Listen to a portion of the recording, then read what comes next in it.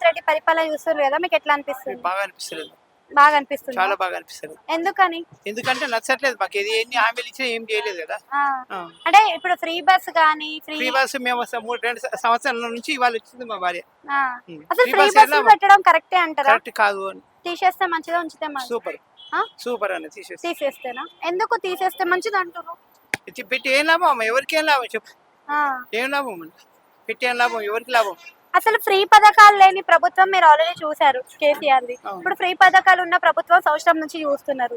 మరి ఏది మెరుగంటారు? అది మంచిదా ఇది మంచిదా? ఏది మంచిదంటే అప్పుడు అదే మంచిది ఉంది, ఇప్పుడు ఇది మంచిదని ఎవరికి అనిపిస్తలేదు. ఇక ఆయనకే మంచిగా అనిపిస్తుంది అది. మరి ఓకే, ఫ్రీ కరెంట్ కానీ ఇట్లాంటి ఫ్రీగా ఫ్రీ పెట్టే కరెంట్ ఎవరికి లేదమ్మా, ఉన్నది ఎవరికో కొందరికి వచ్చింది, ఆ, చాలా మటుకైతే రాలేదు. ఇలా ఫ్రీ పథకాలు పెట్టుకుంటూ పోతే మరి రాష్ట్రంలో రెవెన్యూ అనేది ఇంక్రీజ్ అవుతుంది ఇక అమ్ముకోవాలి, దేశం తెలంగాణ మొత్తం అమ్మేసుకోవాలి తెలంగాణ అమ్మేసుకోవాలి. కంపల్సరీ. మరి రేవంత్ రెడ్డి ఇప్పుడు కొత్త కొత్త పథకాలతో పాటుగా మనకి రైతు బంధు, రైతు భరోసా అవి కూడా ఇస్తా అంటుండు. మరి ఎవరికి ఇవ్వగలుగుతారా? ఇచ్చినమ్మా రైతు బంధు, ఎవరికి ఇచ్చిన రైతు భరోసా? మాది పల్లెటూరు, రైతు రుణమాఫీ జరిగిందా?